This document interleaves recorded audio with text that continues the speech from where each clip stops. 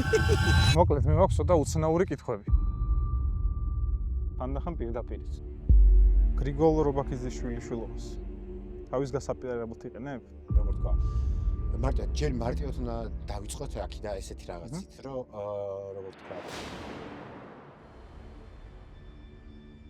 შენ თავს უწოდებ ხშირად აქტივისტს.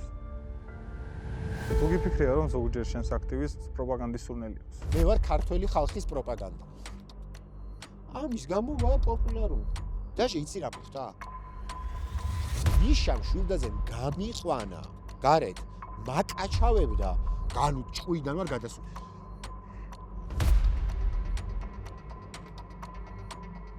მოგესალმებით მეგობრებო, ეს გადაცემა დიდი ქვიზია, მე კი გიორგი ოკაია ვარ. დღეს ჩვენი სტუმარია არჩიბალდ მეკეში. გამარჯობა. გამარჯობა. პირველ რიგში დიდი მადლობა რომ გვიმასპინძლე ესეთ კარგ ადგილს. პატარა რეკლამას გავაკეთებ, მე მაინც როგორც ეს არა მე ძალიან მიყვარს საქართველოს დარეკლამება და სოციალური აქტივისტი, მანგლისი არის, თბილისთან ახლოს ძალიან პატარა კურორტი, სადაც ძალიან ბევრი ოჯახი აქირავებს სახლებს ზაფხულობით და ეს არის მათი ერთ-ერთი შემოსავალი. ამიტომ არავის არ ყოველთვის რაღაც იფიქრეთ იმაზე, რომ ჩამოხვიდეთ მანგლის დასვენად. უფრო იაფია ვიდრე სასტუმროები და ისინი ძალიან კარგი. არ გაამდიდროთ. ჰავა, დიდი კორპორაციები გაამდიდრეთ ოჯახები. კი ბატონო. და ძალიან ლამაზ ბუნებაა. შემითხარი თანამ დავიწყებდით, რომ ეს ხელოვნურად არის შექმნილი.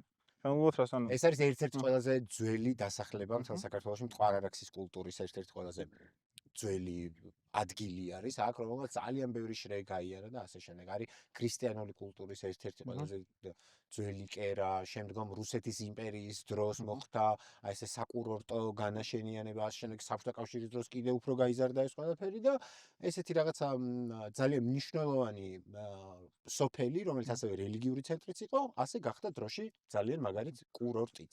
და შენ რატო იმყოფები აქ? მე რო გესაუბრე, ჩვენ თბილისში ვინ უნდა ჩაწერა. მე რომ მითხარ, მეც დამაინტერესა, იმიტომ რომ არ ვიყავი აქეთ ნამყოფი. შენ თვითონ რატო ხარ აქ? ძალიან რთული არის ჩემნერ მდგომარეობაში, ანუ აბსოლუტურად მარტო, რაღაც ყველანაირი რაღაც დახმარების გარეშე და ასე შემდეგ, იმ ბრძოლაში, რაშიც ვარ. პირველ რიგში საინფორმაციო კამპანიაში და მედიაში და ასე შემდეგ. შესაბამისად, აქ ბაბუაჩემ ააშენა პატარა აგარაკი და როცა მაქვს რაღაცა ერთი ჭერი, სადაც შემიძლია რომ წყნარად მშვიდად ვიყო, რასაც ბავშვებაც მაკავშირებს, მთელ ამ ალიაქოთში, ლოკალურ და გლობალურ კონტექსტშიც კარგად მშვიდად გზნობ თავს. ხო არ გაურბიხარ იქ ქაოსს? არა, ისედაც მინდოდა აქეთ ქაოსის არ მეშინია. უცნაური ჰობი გაქვს. ყოველ 6 თვეში ან 3 თვეში ვიცვლიო ლოკაციებს საცხოვრებლად. ხო, შესაძლებლობაც არის რა, იმიტომ რომ თქვა აი გლდანში რო ვიყავი, გლდანელები გავიცანი, სამეგრელოში რო ვიყავი, სამეგრელები გავიცანი. აქ რო ვარ, ნუ აქავრობა ვიცი, მაგრამ ეხლა რატომ უნდა მოვიდო ხო პირდაპირ ვამბობ, რაღაც საკუთარ კომფორტის ზონაში ვარ შეკეტილი. რამდენ ხანს გაგრძელდება ეს კომფორტის ზონა, არ ვიცი. მოკლედ მე მაქვს ცოტა უცნაური კითხვები. აბა. ხანდახან პირდაპირიც. მე მაინტერესებს გრიგოლ რობაქიძიშვილის შვილობას. თავის გასაპირებად იყენებ? არა. მაგრამ ეს არის პირიქით, როგორ თქვა, ჯერ მარტივად უნდა დავიწყოთ აქედან ესეთი რაღაცით, რომ როგორ თქვა, უბრალოდ სახელი არ ამერჩევია, ხო? მე გარდა იმისა, რომ განათლებით გახლავარ ჟურნალისტი და მედიის მკვლევარი, ამის გარდა კიდე ვიყავი სამხატვრო ხელმძღვანელი დიდი აკადემიური მუსიკალური და ვიზუალური ხელოვნების ფესტივალი. ანუ ძირითადად უფრო კულტურის ტიპი ვარ. კი ბატონო. შესაბამისად, გველის პერანგი ვისაც წაუკითხავს,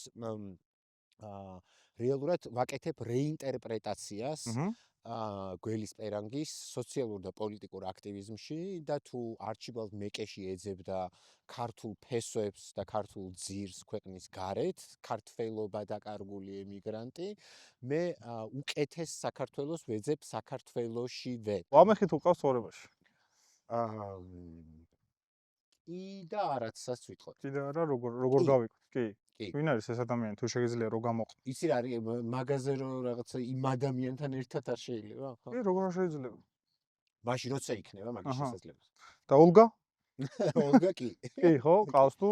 ნინო მეტრევი. აჰა, ძალიან კარგი. ხატვარი არაჩვეულებრივი. ანუ ერთი რაც მინდა დავამატო ამ გრიგოლ რობაქიძის ამბავსაც რა არის ის რომ ერთგვარი გამიზნული ქმედებაც იყო რა გაგებით ისი არა მარტო ის რომ ხელოვნება და პოლიტიკა გავაერთიანე რა არამედ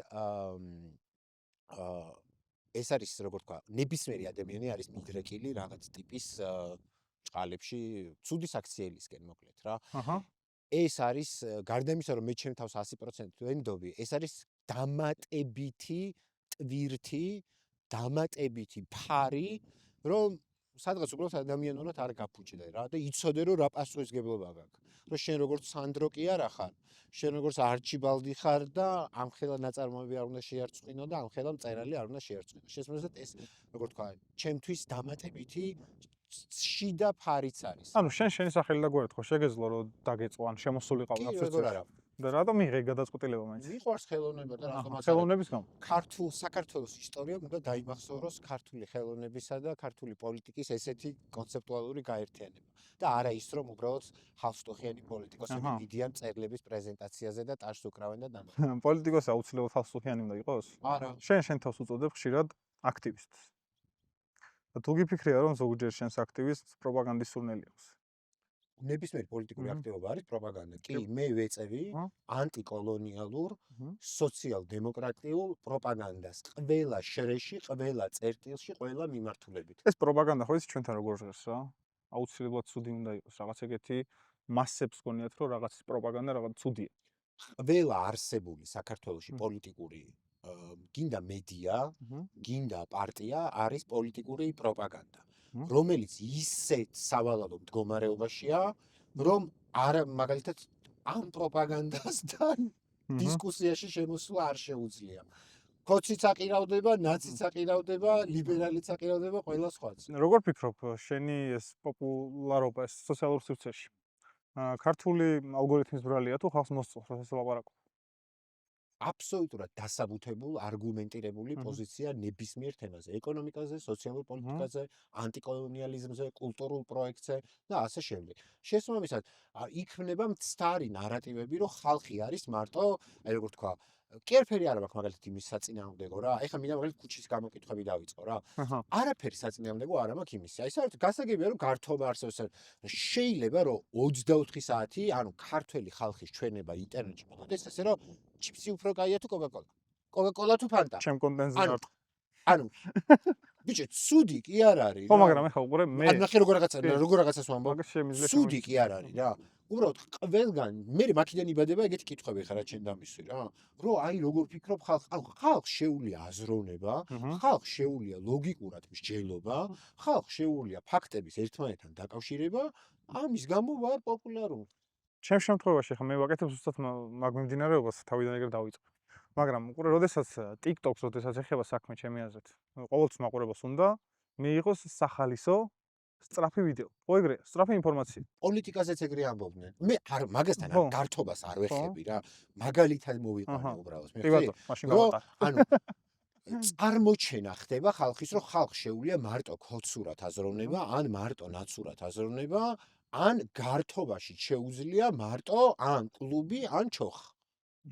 აი წარმოგიდგენე რომ ხალხი გაბერეს ჯერ ოპოზიცია ბერავს რა ტყუილებით რა იმიტომ რომ თანაბარი კრიშები არიან მაგ ბანკების რა აი ნახე ესეთ ტყუილები აჭამეს ხა შეიძლება ძალიან ბევრმა გაგიმეოროს განსაკუთრებით გირჩის არ აკნიშნება იაგოსი თუ ზურას მიმდევრებმა გაგიმეოროს რომ კონკურენციის პრობლემა არის საქართველოს და ერთ ქვეყანაში არის 16 კომერციული ბანკი ოპერირებს ბაზარს 16 ამას დავამატოთ მიკროსაფინანსოები ისინი ესენი ხო ან კონკურენციის პრობლემა არ არის ხო ბანკი, რომელიც მილიარდნახევრიან მოგებაზე გადის და მოლარებს ხელფას უხდის 460 ლარს და მე ვიღაცა გამოვა გეტყვის და სახელფასო რეგულაციები პრობლემაა დაინგრევა ბანკიო რა უნდა მოხდეს მეტი რომ მიხვდე რომ საერთოდ სხვა რაღაცაა გამოსავალი მიხდი აი მაგალითად აი ერთ ინტერვიუში ვთქვი რა ადრე რომ აი საჯარო ბანკი რა ერთ-ერთი ყველაზე მნიშვნელოვანი რასაც ვამბობ რომ აი მათ შორის დეკოლონიზაციაში ჩდება სუვერენიტეტში ჩდება ყველაფერში რა პრო ევროპულ სახელმწიფოში ჩდება გერმანიაში ბაზრის 24% არის სახელმწიფო ბანკები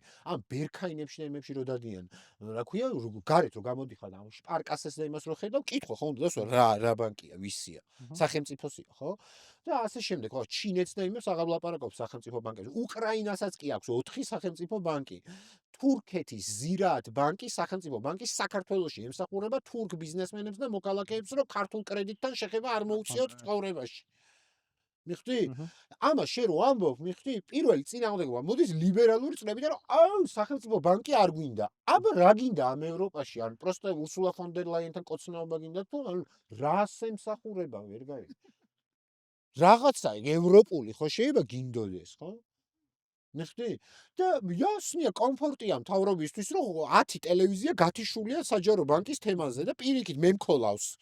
რომ ეს დამპალი კომუნისტი, ანუ ის ვინც მე უნდა მიკროფონს მიშვერდეს, რომ აგერ კაცი უტევს მთავრობას ბანკების თემაზე, ის მქოლავს ჯერ. რომ ეს დამპალი კომუნისტი. აქციების პერიოდში ჩაქოლე შენ მაგრად რა. და ეგ აქციები როგორ ფიქრობ, ხელოვნური იყო? ეს აქციების დროს კიდევ ერთხელ გავიმეორებ მოკლედ ჩემ პოზიციას, რასაც ვამბობდი პირველივე დღიდან, როცა შემოიტანეს კანონი. და სხვათა შორის, ნუ აი ეს არის რაღაცა, ანუ ხო ხტები რა ჯგუფები არსებობს ქვეყანაში, რომელიც მუშაობენ რაღაც თავდასხმაზე, გაშავებაზე, ასე შემდეგ, ასე შემდეგ, ხო? მაგას სხვათა შორის კაი ერთი არ დამავიწყდეს ნინო ლომჟარია ფიგურირებს, მაგ ამბავში მოვყვები ერთ რაღაცას. მეც მოვყვები სხვათა შორის მაგათ გაშავების სისტემაში. და სადღაც ჩაშალეს ჩემი ვიდეოები. ეგ ეგრე ჯგუფურად ხდება? რაღაც დალაგებულია რომ ეს მოდი ეს გავაშავოთ. და წავიდა? თელი, ანუ ეხლა მე გეტყვი ნახე როგორი სისტემაა რა.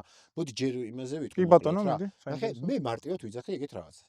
რომ სახელმწიფოს როცა შემოაქვს გამჭვირვალობის შესახებ კანონი, ამაზე პასუხი არ არის, რომ ვაიმე რას ქვია ჯორჯ სოროსმა გადაარჩინა საქართველოს და USAID არის სამყაროს ცენტრი და რაღაცა, ხო? ანუ საქართველოს მთავრობა კი არა, მაგაზე ძალიან ბევრი მთავრობა ლაპარაკობს, რომ ეს გავლენები არის, ის არის, ეს არის, ხო? საჭირო ხო? უბრალოდ მიდიხარ იმ იდეოლოგიურ პრობლემასთან, რომ ვიღაცებს გონიათ, რომ USAID-ის და სოროსის გავლენა არის ავტომატურად კარგი საერთოდ ქვეყნებს, მოხდი? მე ვამბობდი, რომ როცა სახელმწიფო შემოაქვს ესეთი კანონი, მოხდი? შენ უნდა დაუპირისპირო ის, რომ თუ NGO-ების მოჭერა, აი ესე ხალხურ ენაზე რომ ვთქვა, რა.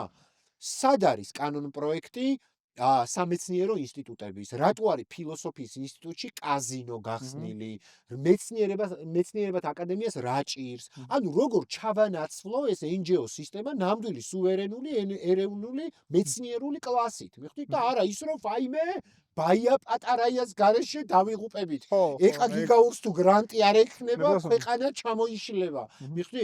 ეხა ამას გასაგებია რომ შეიძლება ეხა ბაია პატარაია, ეკა გიგაური და ნინო ლომჟარი ეხა საქართველოს მოსახლეობის იმ აქციის მონაწილეებსაც ძალიან ფეხზე კიდიათ.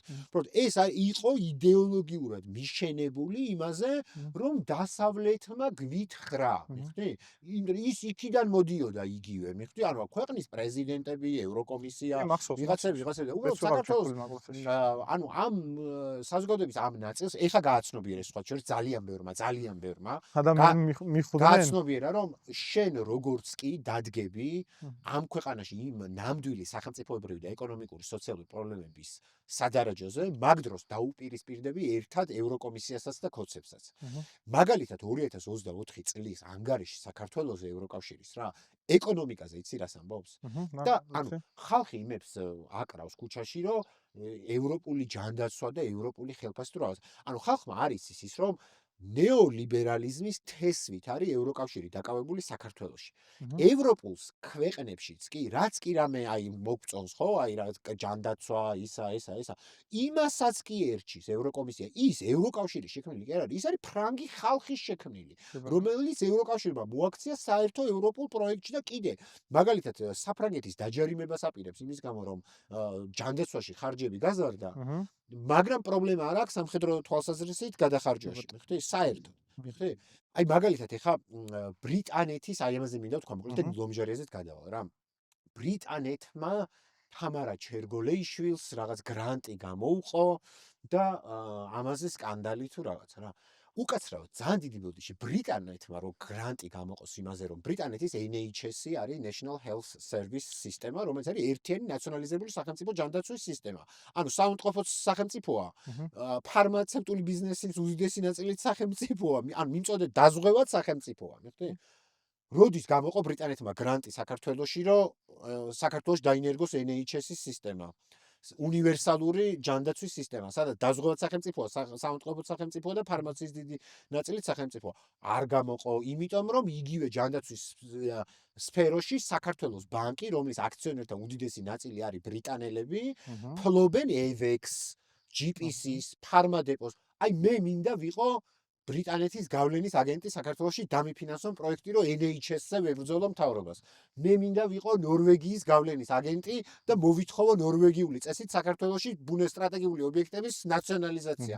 ვიქნები, არ მაქვს პრობლემა. აი ვიტყვი, რომ ეს არის ნორვეგიის პოზიტიური გავლენა საქართველოში. კი, აი, მაგრამ როცა შენ მარტო ნეოლიბერალიზმის თესვით ხარ დაკავებული საქართველოში და ტაბულა, რომელიც არის მარგარეტ ტეჩერის ნეოლიბერალიზმის დედოფალის აპოლოგეტი საქართველოში, მიხდი? და ნახევარი ბრიტანეთის მე არ ვერევი ფოტოშოპს მარგარეტ ტეჩერსთან.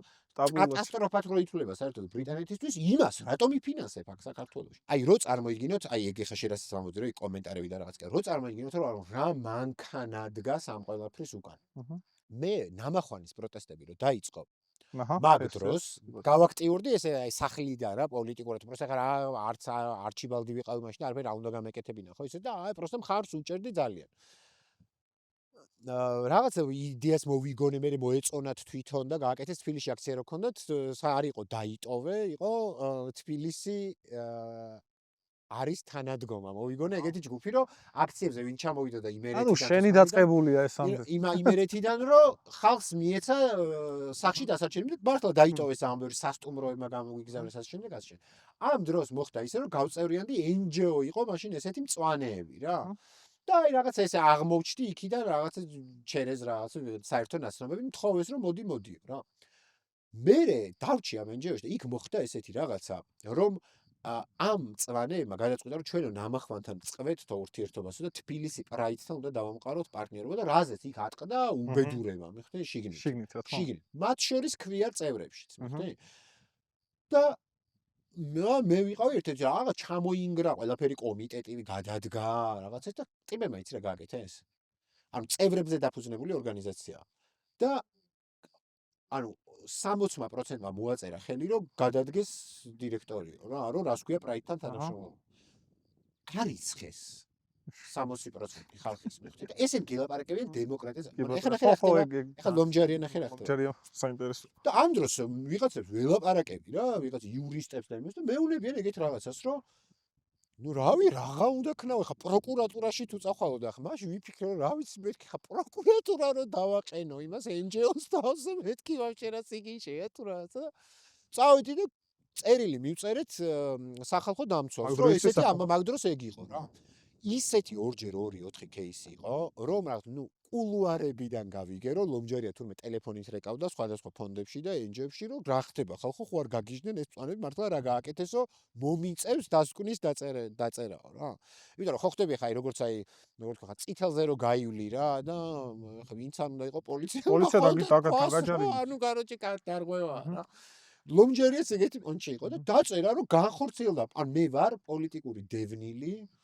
დეჰუმანიზაციის მსხვერპლი აღიარებული საქართველოს სახალხო დამცველის მხრიდან ეხა მოიცა ეხა რო წარმოიდგინე ის ჯგუფები და ისინი როგორ მუშაობს ანუ ვიღაცებზე ვერ დავწვრილმანდები რა ეხა ვიღაცა აქტივისტები და ჯგუფები უკან რა დგას ხო მოიცა წერ ყველა ფონდს რომელიც აფინანსებს წვანებს ყველა საელჩოს ეს ხო ის არ არის რომ შალვა პაპუაშვილი გამოვიდა და ფაია პატარაია ფაშისტია და რატო აფინანსებს გერმანია თუ რაღაცა ხო ეს ხო ეს არ არის ეს არის რომ მათივე ნინო ლომჯარიას დაწერილი დასკვნა არწევოს რომ განხორციელდა პოლიტიკური დევნა დისკრიმინაცია არავის არ ჩაუხსნია დაფინანსება არც ერთს გააგრძელეს კიდევ უფრო მეტი მიცეს პრაიდსაც მწვანეებსაც ასე შემდეგ ამით მინდა უბრალოდ იმის თქმა რომ არა ანუ როგორ თქვა შენ რომ მოგწონს პარიში საავადმყოფო ან პარკი ეგ იმას არ ნიშნავს რომ საფრანგეთის საელჩო იმისთვის მუშაობს საქართველოში რომ შენ გქონდეს იგივე საქართველოს რა თქმა უნდა ყველა ქვეყანას აქვს თავისი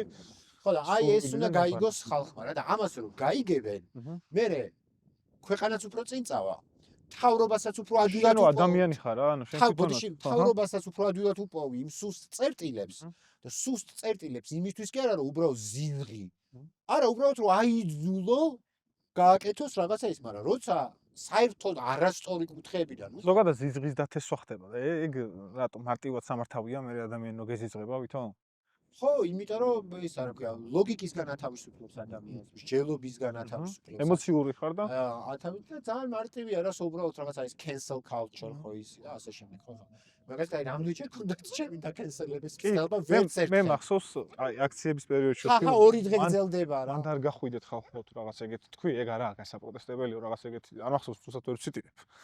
მარტში მე ვამბობდი რომ 1 მაისს რო გადიხარ აჰა. ევროპული საქართველოსთვის აქციაზე. აჰა. საერთაშორისო შრომის დღეს, როცა ევროპული ახალგაზრდობა მოლოტოვის კოქტეილებით უვარდება კოკა-კოლას, ბანკებს, იმებს, ამებს. და შენ გახარ ბანკირებთან ერთად. ისე რომ ერთ სიტყვასაც არ იძახი, მიხდი? მე კიდე ხა დღევანდელი პრობლემა გამყოფებს, კიდე ამ ხალხს ამყოფებს რა პრობლემაში, ცი? და ქვეყანასაც რა და ამყოფებს კომფორტში ამყოფებს მთავრობას. და შენ როცა იძახი რომ ეს არის არალეგიტიმური მთავრობა, შენ არალეგიტიმურ მთავრობას ხარ მიმართავ იმაზე, რომ მოდი სახელმწიფო რეფორმა მინდა ქვეყანაში. მოდი ეს მინდა, მოდი ეს. და ზიხარ ასე და ელოდები როდის ეხა რომის პაპი იქნება თუ დონალდ ტრამპი რაღაცას მოგიგვარებს ცხოვრებაში. ჩარიცხოვთან დაკავშირებით რა, ეხლა რომ შენს ქვეყანაში რაღაც თანხა მოგდეს. ეგ ხომ უნდა იცოდეს აიდან შემოდის, რომ სამართლობაში ხარ. შენ რო იყო. კი ბატონო. ხო და უბრალოდ პრობლემა არის რა, იცი, რომ ანუ ხალხი ვერაცნობიერებს რას, რომ ფარდამტეხი მომენტი მოხდა ზოგადად მსოფლიოში უკრაინის ომის დასაწყისიდან რა. აი ჩემ თავზეც ვიტყვი რა. პირველი 2 თვე დედას ფიცავარ მჯეროდა რომ აისე ყველა რუპორი და მთელი ნატო ისა ყველა რომ მეთქი ანუ აი რაღაცა პონტია ეხა ალბათ რომ გადაწყდა რომ რაღაცა ესა და ალბათ ეხა ესი 2-3 თვეში დალაგდება ეს ამბავი. იმ 2-3 თვეში დალაგდებას ფიქრობდი. დალაგდებაში იმაში რომ რავი რუსეთს დაათმობინებენ, იმას იზავენ რაღაცა. მე ზუსტად გონი ყველას ეგ განსაკუთრებით. რანაირადაც არ უნდა მოხდეთ ხო გასაგებია რომ ატომურ ძალას მოსკოვს გადავწვავთ ეგ არ ხდება არასდროს. არა გასაგებია რომ უბრალოდ უკრაინას გაატანინებენ თავისას რა მიხდი? აიო პირველი 2-3 თვე. ეს იყო ცხეჩერში ძალიან მნიშვნელოვანი პერიოდია. და ამ პერიოდშიც კი ვცდილობდი რომ მე რა უნდა ვქნა ხო საქართველოსთან ან შენ რა უნდა ვქნა რაღაც ხო რომ ეს გამოვიყენო ეს მომენტი იმისთვის რომ ამ ხელაზე არის აწეული ეს წნევა ასე შემდეგ რომ დავაი რუსული კაპიტალის ნაციონალიზაცია მიხდი ბორჯომი საირმე ოქროსაბადოები ისინი ესენი და მივაყოლოთ მე რა სხვა სტრატეგიული ობიექტებიც და ამერიკელების რაც არის სხვების რაც არის და ასე შემდეგ ხო ზოგადად სტრატეგიული ობიექტები ამაზეც მქოლავდნენ. და იცი რა გავაკეთე ერთხელ? შეკრება გააკეთეს, ეგეთია ეს უკრაინის ომი ახალი დაწყებული იყო და შეკრება გააკეთეს ჯოხტაბერდის მუზეუმში რა, აი პარლამენტის წინ ვარ და აი ასე მთელ ქალაქს დაგვიძახეს თუ რაღაცა და მეც აღმოჩნდი მათ შორის რა და რომ აი რა ვქნათ, როგორ დავეხმაროთ უკრაინას. ერთი 400 კაცი იყო იმ შეხვედრაზე, აი მწერლობა, NGO-ები, ვიღაცები და ნუ მე რომ მივედი უკვე ეგრევე ნუ სახე მოეჭრათ რომ ეხა ეს მოვიდა დაგვამხობს თავზე ყველაფერს თუ რაღაცა. და ვიძახი რომ რუსული კაპიტალის ნაციონალიზაცია ეს საკითხი დავაყენოთ თქო და ასე შემდეგ და პირველი ესე იგი ეკა გიგაური რატი ამაღლობელი ტორესა მოსი ანუ პანიკა მოაწყვეს. მეთქი გიჟები ხო რა ხართ ანტირუსული აქციები იმართება ქვეყანაში და რას მეუნები რომ რუსული კაპიტალის ნაციონალიზაცია არ დავაყენო მოთხოვნათ იმაზე მეთქი და რას სიტყვა სანქციების მიერთება მოგითხოვოთ მეხდი? რა სანქციების მიერთება მეთქი რუსული კაპიტალის ნაციონალიზაცია გავაკეთოთ მეთქი და საცალი ეხა რუსეთს იმ საქართველოში შენ რაღაცა ჭ-კლასის მისთვის ჭ-კლასის საბადოს და ბორჯომის ქარხანას ხო რა თქმა უნდა აი პირველი ბათმა ჩამქონდეს. დაჟე იცი რა მოხდა? არ პროსტ ისტორიას მინდა რომ შემოუნახო რა. მიშამ შვილდაძემ გამიყვანა გარეთ მაკაჩავებდა ეგო არისო არაპოპულარული აზრი ხალხში. რა არის მეთქი არაპოპულარული აზრი რომ რუსების ოქრო გამოვართვათ და ბორჯომი დავიბრუნოთ მეთქი? ეს არის მეთქი არაპოპულარული. არა იცი რა გავაკეთე? ნაგლად იქიდან რომ გამოვედი ეს ტელეფონი ავიღე და ფორმულას ერთ-ერთ პროდიუსერს ურეკავ და ვეუბნები რომ მიშამ თქვა რომ მწვანეა გამოვუშვით კორესპონდენტი განცხადება უნდა გავაკეთოთ. ხო და მოდიან შუაგზაში გაიგეს რომ არანაირი მწვანე არ არის. არა ეხა ყოველ წავლენ უკან იმიტომ რომ დაურეკე და უთხარი რომ მწვანეა მოდი ჩავეწეროთ და დაიძრე. მიშა მითხრა რომ ეხა მოდით. ხო და პირა წერ რუსული კაპიტალის ნაციონალიზაცია რა გააკეთეს იცი? დილის 8 საათიანის საინფორმაციოს ბოლო წყუბში გაუშვეს. დილაში მაინც გადაიღეს? იმიტომ რომ ხა ეგ რო არ გაეშვათ და რო არ გადაიღოთ ხე იმას დანას დავარტყავდი მართლა. ბოლო 8 საათიაში გაუშვეს. აჰა. და მთელი ეს უკრაინა და რაღაცა და აი დღესაც შეგვიძლია შეხვიდე ფორმულას Facebook-ზე და ერთი აი 28,000 ლაიქი აქვს ვიდეოს ой. რო რუსული კაპიტალის ნაციონალიზაცია და ესენი დგანან და ამ თავიანთი რაღაცა მაგ- ჭ-კლასის ამ პერიოდში გეოპოლიტიკას ხო იყო, რომ უტენიან დავასანქციოთ რუსეთი პერიოდი ხო იყო, რომ სანქციები დავადოთ რუსეთს. კაპიტალის ერთ ჩვენ ნაციონალიზაცია რას გვიზავდა? და მე იცი რა მოხდა კიდე და ბოდიში გეწყვეტინებ.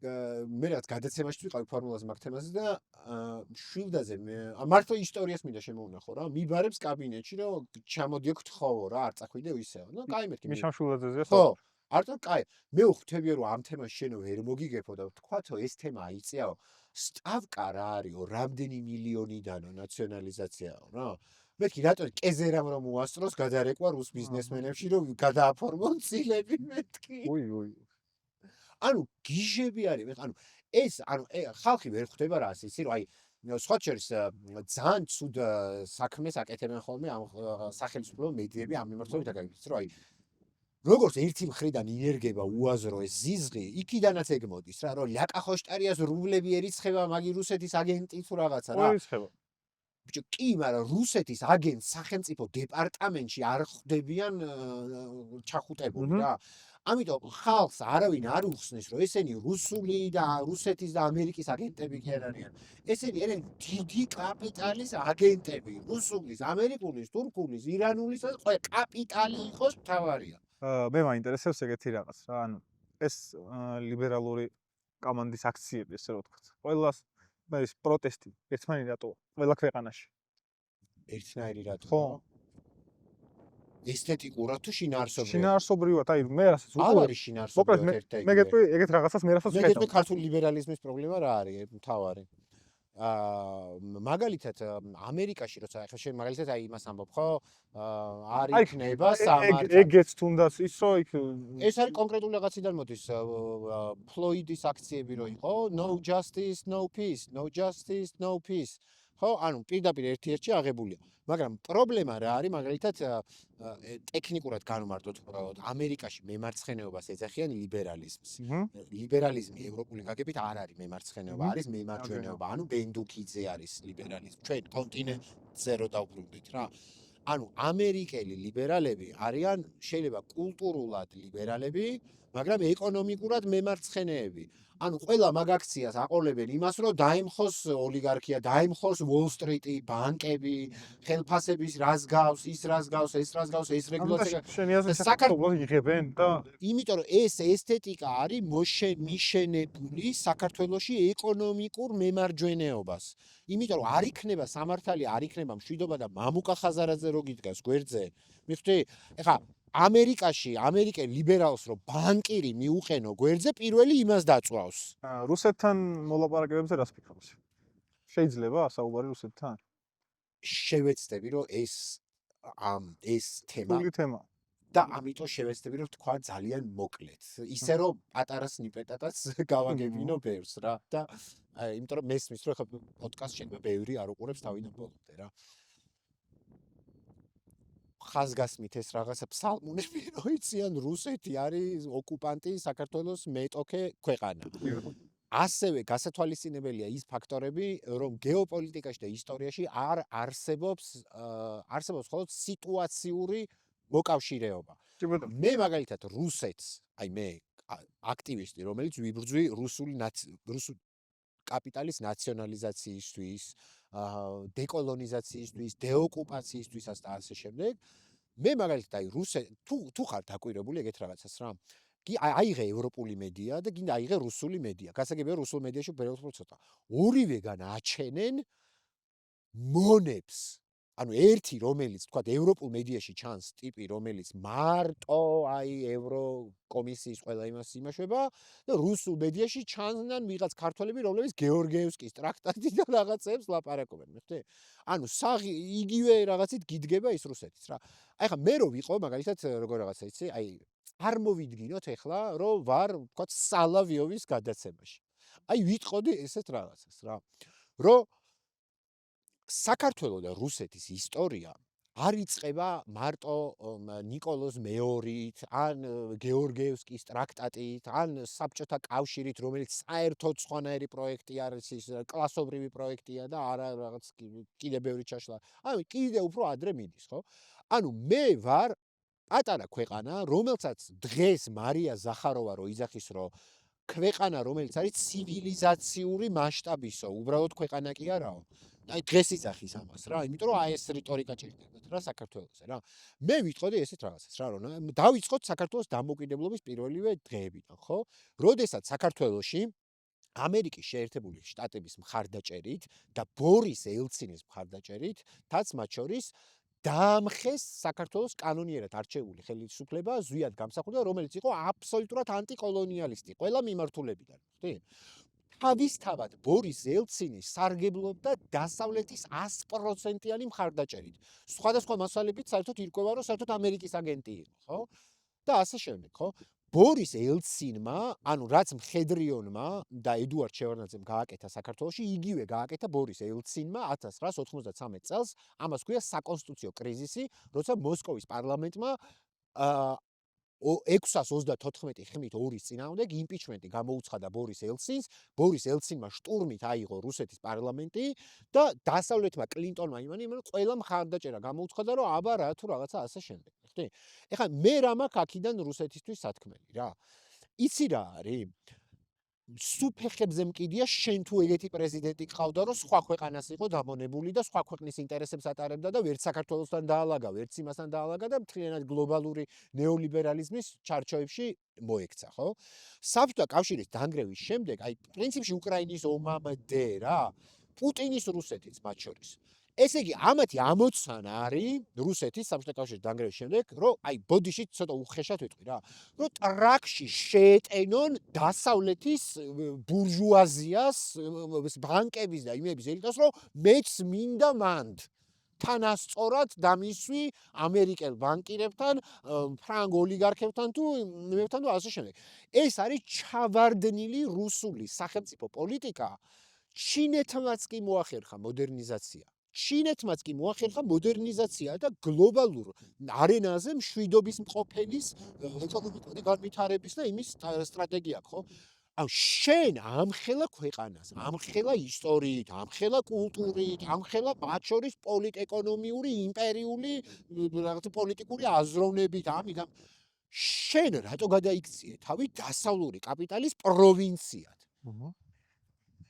ხო და მოდი რა, მაშინ რა, რომ შენი ხალხისთვის იყავი კარგი და უბრალოდ რომ გამოდგები იქ იმებზე, რა ქვია, აფრიკის სამიტებზე და იმებზე, რომ იძახი რომ დეკოლონიალური პერსპექტივები და ანტიიმპერიალიზმი და რაღაცა, შენ შეცვალე ეგ შენს რეგიონში და გადმოდგი საქართველოს მიმართ ის ნაბიჯები, ვინ, აი ხა პირობითად მომობ რა, რუსეთის საგარეო საქმეთა სამინისტრომ რომ გამოაცხადოს, რომ მზად ვარ საქართველოსთან ვაწარმო ურთიერთობები აფხაზეთის ცხინვალის გაწევის უკანაზე. რავი მე ახლა შეიძლება მართლა რუსეთუმე გახდეს მთელი ქვეყანა.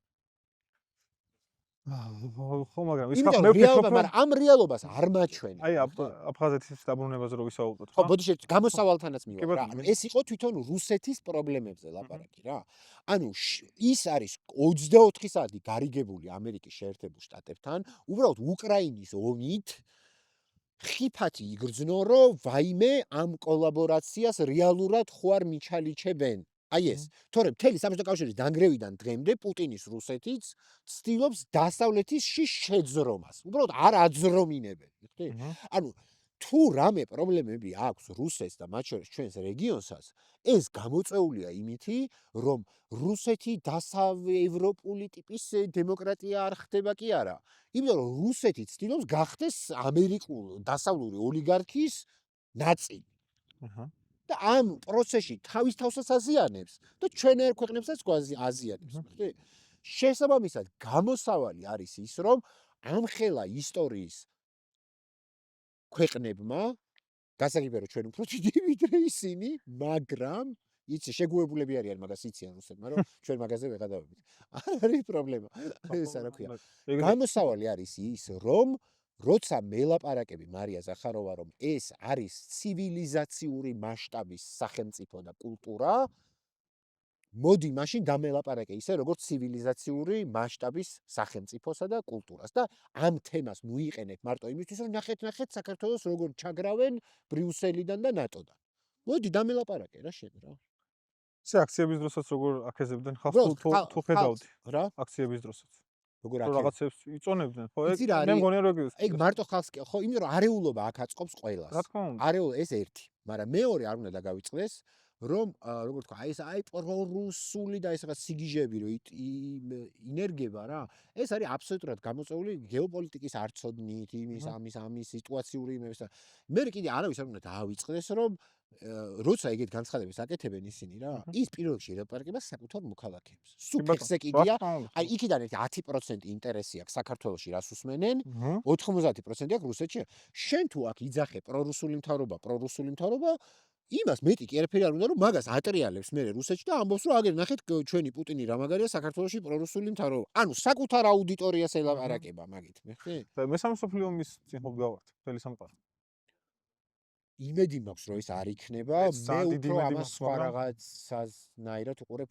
მესამე მსოფლიო ომის რისკის წინაშე ვდგავართ იმის გამო რომ ამერიკული ჰეგემონია რომელიც დამყარდა მეორე მსოფლიო ომის შემდეგ მთელ მსოფლიოზე ფინანსურ ეკონომიკური და სამხედრო ეს არის შემცირების ფაზაში და გველეშაპის კუდის მოქნევას დავარქმევდი მე ამას ჩემთვის ეს შემცირება არანაირი პრობლემა არ არის პირიქით იმიტომ რომ არ აქვს მჟობა საქართველოს რუსეთი ირანი ვიღაცა არავის არასდროს არ მიეცემა ნორმალურად ან ერთმანეთთან ურთიერთობის გარჩევის ან საკუთარი ქვეყნის განვითარების შესაძლებლობა როცა სხვა კონტინენტიდან ეკონომიკურ სამხედრო იმპერიალისტური დოქტრინა დომინირებს მთელ სამყაროზე არეv დარევის პრინციპით ამაზე მოკლედ როგორ დავალაგო აღარ ვიცი ხო და რა იქნება რა მოხდება შემდეგში როგორ განვითარდება მოვლენები შენი აზრით ამ საკითხს რო შევეხოთ ერთი 2 წუთით პატარა დიდი იმედი მაქვს რომ ისრაელს შეაჩერებენ ამ ფაშისტურ აპარტეიდულ სახელმწიფოს რომელიც ახლა ცდილობს ამ მესამე მსოფლიო ომის გამოწვევას ირანზე არაკანონიერი ხაზგასმით არაკანონიერი თავდასხმით ქვეყანა რომელიც ამ წუთას ახორციელებს პალესტინელი ხალხის გენოციდს გაეროს მიხედვით ეს არჩიბალდის აზრი არ არის ჰაგის სასამართლოს დაჭერის ორდერი აქვს გაცემული ნეთანიაჰუზე თავდაცვის მინისტრზე ამას ამ სახელმწიფოს რა უფლება აქვს ვიღაცას დაუძახოს რეჟიმი მე ხა მოკლედ აი ამ ჭრილშივე ვიტყვი ირანზე რა ისრაელისგან განსხვავებით რომელიც ვიკილიქსის მიხედვით ასე შემდეგ რუსეთს საქართველოსთან აგვისტოს ომის დროს დაეხმარა ირანი საქართველოს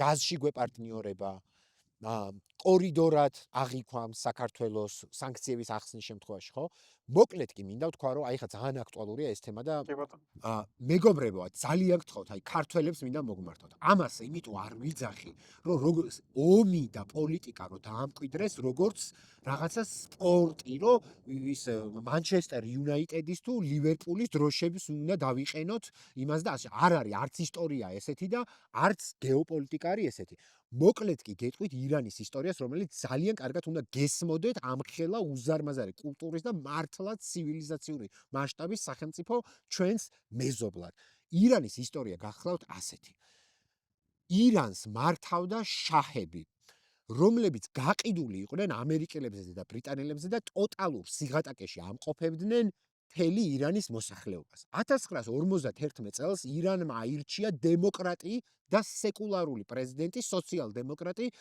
მოჰამედ მოსადეყი რომელიც თვითონ CIA და დიდი ბრიტანეთი აღიარებს რომ დაამხო CIA-მ იმის გამო რომ დაებრუნებინათ შაჰი და დაბრუნებულიყო ამერიკულ-ბრიტანული კომპანიები ირანის ბუნებრივ რესურსებში ამან ისევ გამოიწვია მორიგი კატასტროფა ირანში და 1979 წელს როცა ამერიკამ ბრიტანეთმა და შაჰმა გაწყვიტეს სოციალ-დემოკრატები ხალხს არაფერი აღარ დარჩა გასაერთიანებელი რელიგიის გარდა ასე მოვიდა ისლამური რევოლუცია აქამდე აიათოლა ალი ხამენეი დღევანდელი ლიდერი ირანის გახლავთ ზუსტად ისეთივე რელიგიური წარმომადგენელი ინსტიტუციის, როგორიც რომის პაპი.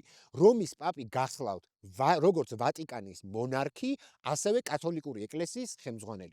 ზუსტად ასეთი რაღაც არის აიათოლა ალი ხამენეი, რომელიც არის ირანის ლიდერი და ასევე ყველა შიიტის აიათოლა. ირანის შიდა პოლიტიკურ პრობლემებს რაც შეეხება, ეს არ არის მით უმეტეს ამერიკის გასარჩევი, მით უმეტეს ისრაელის გასარჩევი და თუ რამე არ აძლევს ირანს უფლებას იმისთვის, რომ ან დემოკრატიული რეფორმები განახორციელოს, ან რაღაცაზე იფიქროს, ეს არის სწორედ ის მუდმივი თავდასხმის ქვეშ ყოფნა და ეს მოჭიმვის პოლიტიკა, რასაც დასავლეთი უწყობს ირანს. ერთი რას მინდა გითხრათ, ხა ეს მოკლედ ანუ ხვდებით ხო, რომ რამდენი შრე არის თვითონ შიგნით ირანში. ქოცნაცებში ვერ გაგიგიათ ვისი ვისაშია და იმაზე იღებთ პასუხისმგებლობას, რომ ირანის ხელისუფლება რომ დაემხოს მინიმუმ 25 წლიან ქაოსში არ ჩაეფლობა 90 მილიონიანი ქვეყანა ჩვენ სამეზობლოში. ქოცინაცი ვინ არის და იაგო ქოცების არის თუ ზურა იმისი, ეგ ვერ გაგიგიათ და 90 მილიონიანი ქვეყნის ამხელა ცივილიზაციის ამაზე შეგიძლია ასე ხელაღებით ვიღაცა იაფარულავას იმის გამო იფიქრო ეხა იქ რეჟიმია შესაძლებელი და ეს რეჟიმი თუ ვინმეა დედამიწის ზურგზე ეს არის ისრაელის აპარტეიდო ფაშისტური რეჟიმი, რომელიც ამ წუთასაც ახორციელებს გენოციდს. ჭყვიდან ვარ გადასული. ასევე არ დაგავიწყდეთ, რომ საქართველოს მოსახლეობის 10% არის მუსლიმი. მათი ძალიან დიდი ნაწილი არის შიიტი. ამიტომ ცოტა აზროვნებას მოუხმეთ, როცა ლაპარაკობთ აიათოლას დამხობაზე და ასე შემდეგ. აქ ვერ გაგირჩევიათ ქოცინაცი და ის ვინ არის და აქ საქართველოში აქცია რომ მოხდება, არეულობა იქნება თუ ის არ იქნება და 90 მილიონიანი ირანზე შენიღებ პასუხისგებლობას იქ რა მოხდება ხელისუფლება რომ შეიცვალოს. ამიტომ არ ვიცი, აბსოლუტური მხარდაჭერა ირანელ ხალხს. არ აქვს მნიშვნელობა ირანის ხელისუფლების მომხრეს თუ მოწინააღმდეგესაც. ირანი არის არაკანონიერი თავდასხმის მსხვერპლი ისრაელის დამნაშავე რეჟიმის მიერ. ჰაგის სასამართლოს არც აიათოლას დაჭერის ორდერია გაცემული და არც ირანის პრეზიდენტის. ისრაელის პრემიერის დაჭერის ორდერია გაცემული და ისრაელის თავდაცვის მინისტრის. ამიტომ გამოდით ამ იმიდან, რომ რაც პენტაგონს უნდა, ის შენ ქართველს არ გინდა და ამ პროპაგანდას ნუჭამთ. ბოლოში ესეთი ის გვაქვს, ტრადიცია გვაქვს რა. ტოპ 5-ს ჩამონათვალოს ვაკეთებთ ხოლმე სტუმართ. მე მაინტერესებს თუ შეგიძლია ჩამოთვალოთ ტოპ 5 ქართველი პოლიტიკოსი. სპეციალურად გავაკეთებ ისეთ სიას, რომელიც არის ერთმანეთთან წინააღმდეგობაში ეს ხალხი. მაგრამ საქართველოს ისტორიის განუყოფელი ნაწილი არის ყველა. შეიძლება ერთმანეთთან დაპირისპირებაშიც კი. მაგრამ ამან იქონია ძალიან დიდი გავლენა მთლიან საქართველოზე რა. ზვიად გამსახურდია, რომელმაც საქართველოს მოუტანა საბჭოთა კავშირის დაშლის შემდეგ ანტიკოლონიალური, მარტო დამოუკიდებლობა არა, ანტიკოლონიალური იდეა, რომელიც მათ რამ ერთი წელიც ვერ გასტანა და ეგრევე დაამხეს გარე ძალებმა ამის გამო. ქართველი პოლიტიკოსი არ იყო, იმიტომ რომ თავად ამბობდა, რომ მე რუსი ვარ, ეთნიკური ქართველი და საბჭოთა კავშირის ლიდერი იყო. მაგრამ სტალინი, რომელიც მე თავად ვარ რეპრესირებულთა შთამომავალი, ძალიან ბევრი პრობლემა შემიძლია მოუნახო სტალინის იმაში და ძალიან მინდა ამაზე ლაპარაკი სადმე, მაგრამ მეტნაკლებად იქონია ეს გავლენა, რომ ძალიან ჩამორჩენილ ყოფილი რუსეთის იმპერიის ტერიტორიაზე სწრაფი ინდუსტრიალიზაცია განახორციელა და ნუ რა თქმა უნდა მოიგო ომი. ნოე ჟორდანია, ეხლა ნახე ერთმანეთთან კონფლიქტებს გეტყვით ხო რა. ნოე ჟორდანია, იმიტომ რომ ნოე ჟორდანიამ და სოციალ-დემოკრატებმა შექმნეს პრეცედენტი. საქართველოს დემოკრატიული რესპუბლიკა, რომლის ხელისუფლება აბსოლუტური უმრავლესობით აირჩია საქართველოს მაშინდელმა მოსახლეობამ, აბსოლუტური უმრავლესობით. აირჩია. ამან შექმნა პრეცედენტი იმისა, რომ საქართველოს ქართულ კონსტიტუციონალიზმს ჩაუყარა საფუძველი, ქართულ თანამედროვე ერის სახელმწიფოს ჩაუყარა საფუძველი, ანუ ჩვენ რო საბჭოთა კავშირში არ შევედით როგორც რუსეთის იმპერიის გუბერნია, ანუ ჩვენ შევიდოდით როგორც აი ტატარსტან, ჩეჩნეთი, ასე საბჭოთა კავშირში შევიდოდით ასე, რომ არ ყოფილიყო პირველი დემოკრატიული რესპუბლიკა და ნოე ჟორდანიას ხელისუფლება მათ არ შეექმნათ ეს. ხო გითხარი ერთმანეთთან კი ბატონო. კონფლიქტში მყოფით ხო რა? საინტერესო იქნება შემდეგ. ილია ჭავჭავაძე რომელმაც ხო, აი იმიტომ რომ ჩვენთვის, მიხდი, ჩვენ ვართ ერთი ერი, ერთი ქვეყანა. შენ ისტორიაში სტალინიც გჭირდება, ნოე ჟორდანიაც გჭირდება, ილია ჭავჭავაძეც გჭირდება და ასე შემდეგ. როგორც რა ვიცი, რუსეთი, რავი, ლენინი ყავთ მავზოლეუმში, ნიკოლოზ მეორის პორტრეტები უკიდიათ, ცალკე სტალინის და არა რუსეთს, ამერიკას და ბელგიას ყველა და ყველაფერი უნდა იამაყებოდეს და შენ უნდა აირჩიო, აბა ხა დროზე აირჩიე სტალინი თუ ნოე ჟორდანი. აი ჩკარა. დაგმე ნოე ან დაგმე სტალინი. მიხდი, ანუ გარედან მოხვეულია ეს ყველაფერი, თო რა თქმა უნდა, შენ როგორც ქართველ შეგიძლია ამაზე იფიქრო, ხო? ილია ჭავჭავაძეც ჩავედი, ხო? ილია ჭავჭავაძე იმის გამო, რომ მან შექმნა კულტურული გაერთიანების საფუძველი, იმიტომ რომ პოლიტეკონომია კულტურული პროექტის გარეშე ძალიან რთულია. მიუხედავად იმისა, რომ პოლიტეკონომიურად მე ნოე ჟორდანიას მხარეს ვარ, ანუ სოციალ-დემოკრატიის, ვიდრე თქვათ ლიბერალიზმის ეკონომიკაში, რის წარმომადგენელიც იყო ილია ჭავჭავაძე, ხო? მაგრამ პოლიტეკონომია კულტურული პროექტის გარეშე არ არსებობს, ხო? შესაბამისად ეს ყველაფერი შენ ერთად გჭირდება. და ნუ რა თქმა უნდა, პირველი დავით აღმაშენე. კი ბატონო. შენ იმიტომ გავაკეთე ესეთი სია ისტორიაში, რომ მუდმივად უნდა გვახსოვდეს, რომ ჩვენი დიდი მოღვაწე გვჭირდება იმისთვის, რომ შევიგრძნოთ ვინ ვართ ჩვენ ქართველები. როგორ სხვადასხვა, ანუ სამყაროში არ არსებობს ყველაზე, როგორც აი, ყველაზე კუნძულის სახელმწიფო რო ავიღოთ რომელიმე, ხო? თქვათ ბრიტანეთის იმპერია იყო და ამიტომ გარედან ინფილტრირებული ბევრი, ხო? კუნძულის სახელმწიფოც რო აიღო, ისიც კი, ანუ ადამიანი შენ ეროვნება, შენ სახელმწიფოებრივი ისტორია, შენ ადამიანობა, შენ კულტურასაც განსაზღვრავს ის ბევრი აგური, რომელიც ისტორიის განმავლობაში სხვადასხვა დროს შეიქმნა. ეს სხვადასხვა აგურები, სხვადასხვა დროს ერთმანეთთან კონფლიქტებში იყვნენ. მიხდი? მაგრამ შენ დღეს 2025 წელს ეს ყველაფერი გჭირდება. მაგალითად, აი ხა რუსეთის მაგალითი მომყავს რა. თანაბრად ამაყობს სტალინით, ლენინით, ნიკოლოზ მეორით, ყველათი, მიხდი? იმიტომ რომ ყველამ თავისი რაღაცა იმას ქნა, ლენინმა და სტალინმა მოკლეს ნიკოლოზ მეორე. ორივეს პორტრეტი ერთად უკიდია პუტინს. გასაგები. ხო და შენ გაჯერებენ რომ ხა აირჩიე დროზე ილია ჭავჭავაძე თუ ნოე ჟორდანია თუ სტალინი. კარგი სოლო გადაცემა გამოგივიდა მოკლედ.